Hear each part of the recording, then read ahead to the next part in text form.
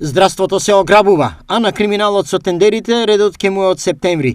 Најави денеска премиерот Христијан Мицкоски, коментирајќи ги критиките на опозицијата дека ребалансот на буџетот бил неразвоен и дека се крателе пари од здравството. Ние кратиме само онаму каде што требаше да се скрати, а тоа е да не се краде на болните од канцер, да не се плаќаат функционерски надоместоци како оние што беа така наречени организацијски или економски директори, да не се краде на луѓето чии што нега им е потребна и најважна, да нема да се краде со оваа влада. Во оваа влада нема да се краде. Поради ова, Мицкоски најави лична контрола. И да знаете, лично ќе ги гледам фактурите на царина, која ќе се увезуваат медикаменти, лично јас ќе седам и ќе ги гледам за да нема ненормални приходи поединци да книжат на здравјето на граѓаните. Лично ќе седам и ќе ги гледам. Во септември, редот му е не криминалот со тендерите, најави премиерот. И со нив ќе се занимаваме.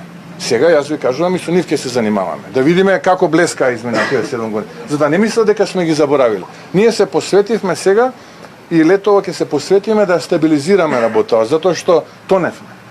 Но од септември ќе се занимаваме и со нив. И да види јавноста што правеле. Што правеле, како се правеле набавки, што се правело. За сега сите случаи се документираат. И еве поголемо допирање глас до обвинителството нема од ова. Поголемо допирање глас до обвинителството од тоа што кажа министерката за финансии нема. За жал од обвинителството ни трага ни гласне. Поради тоа, премиерот го повтори главниот приоритет за заздравување на здравството. Главен приоритет на оваа влада ќе биде завршување на клиничката болница Штип и болницата Кичево. И веќе работиме.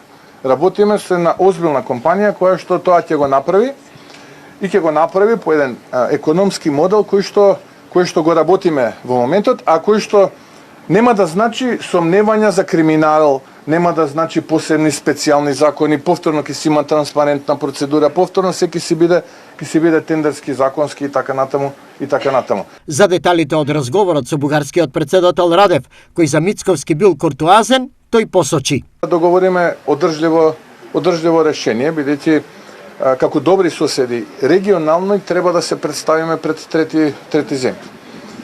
Што се однесува до предлогот за кој што да довршам мислата и реченицата, да го влечеме примерот од балтичките земји, од скандинавските земји, каде што заедно сме посилни.